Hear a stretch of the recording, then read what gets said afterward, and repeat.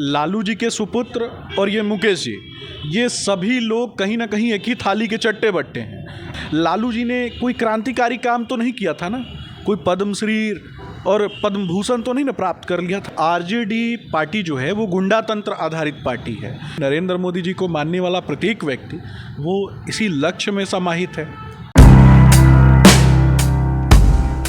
नमस्कार, मैं प्रेरणा, आप देख रहे हैं द टुडे बिहार और आज हम बात करने जा रहे हैं बीजेपी प्रवक्ता सुमित शशांक है हमारे साथ, जिनसे हम कुछ मुद्दे पर बात करेंगे। वो मुद्दा है चिराग पासवान का। बात करेंगे कि इस वक्त जिस तरह से बातें की जा रही है इस पर चिराग पासवान गुस्सा है और वो कह रहे हैं कि अगर लगातार इस तरीके की बात की जाती है तो हम कार्रवाई करने के लिए बाध्य होंगे। यही चिराग पासवान ने नॉमिनेशन करवाया है और उस दरमियान वो काफ़ी भावुक दिखाई दिए, अपने पिताजी को याद करते नजर आए। पहले इस बारे में बताइए कि इस वक्त क्या लगता है चिराग पासवान जिस तरीके से बोल रहे हैं वो जनता के लिए काम करेंगे, हाजीपुर में विश्वास वो जता पाएंगे?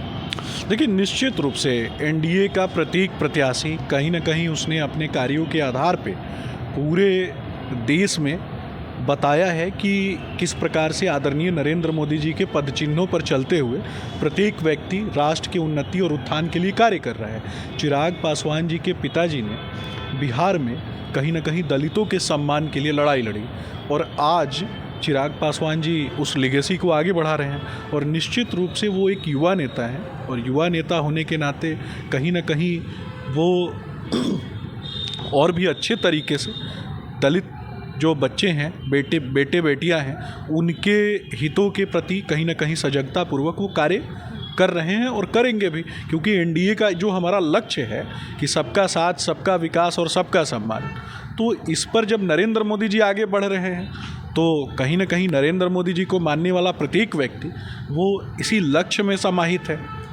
अच्छा, ये बताइए कि हाजीपुर के सुभई में अभी जो हेलीपैड विवाद चल रहा है कि चिराग पासवान ने तेजस्वी के ही हेलीपैड पर अपनी हेलीकॉप्टर उतार दी और इस पर जो है आरजेडी ने कार्रवाई की बात कही है, तो क्या ये वास्तव में हेलीपैड की लड़ाई है या लड़ाई किसी और चीज़ की है?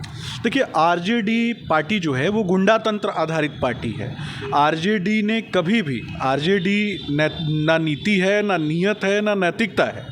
आरजेडी के पास एक ही चीज़ है, वो है उसका अफवाह तंत्र और कहीं ना कहीं गुंडों की जमात।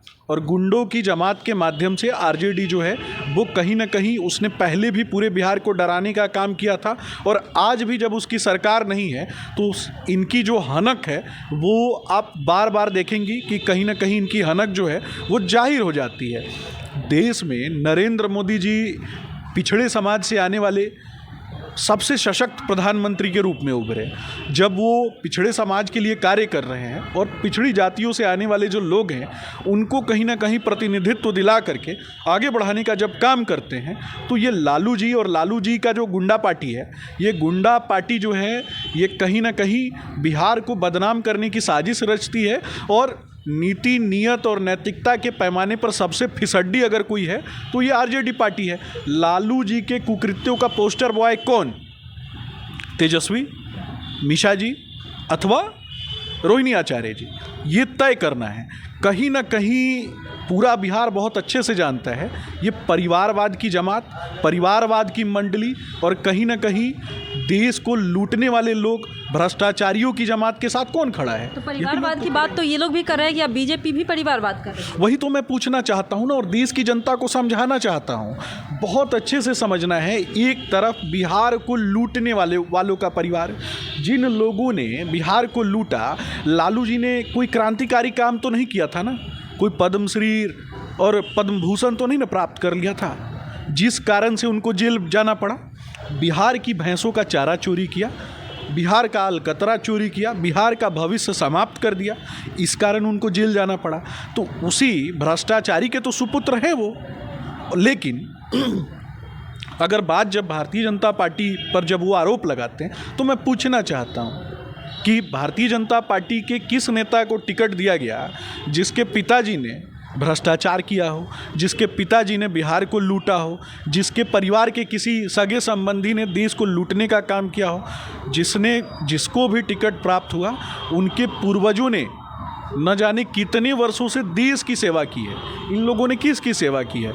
इनके पास तो जो भी गया उसी को लूट लिया, जो शरण में गया उसको भी लूट लिया।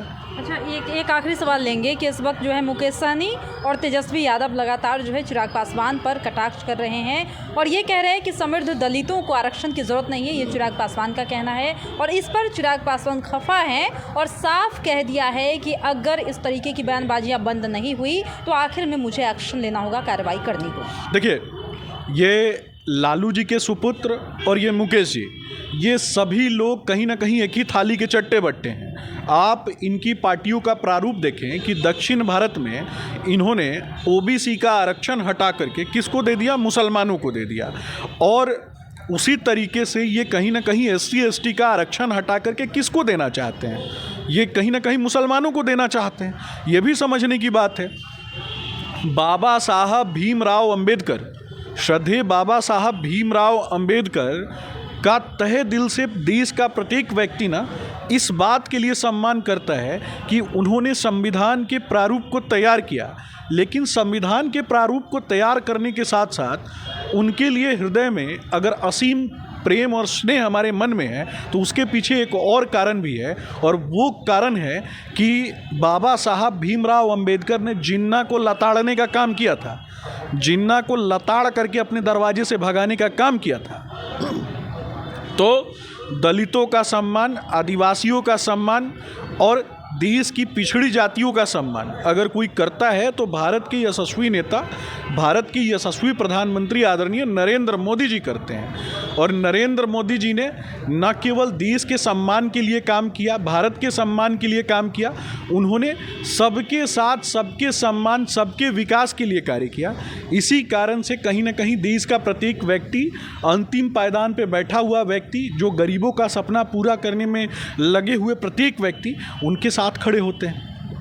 तो इस वक्त हमारे साथ जुड़े थे सुमित शशांक, जिनसे हमने बात की है कई मुद्दों पर। उन्होंने साफ साफ कह दिया है कि ये लोग परिवारवाद करते हैं और जिस तरीके की बयानबाजियां करते हैं इससे लोग अनभिज्ञ नहीं है और जनता इन्हें आने वाले वक्त में खुद ही जवाब देगी। इन्होंने साफ साफ कह दिया है। अब तो देखने वाली बात होगी आगे होता है क्या। फिलहाल इस वक्त की खबर में इतना ही, और भी ऐसी तमाम वीडियो अपडेट्स के लिए बने रहिए हमारे साथ और देखते रहिए हमारा चैनल द टुडे बिहार। धन्यवाद।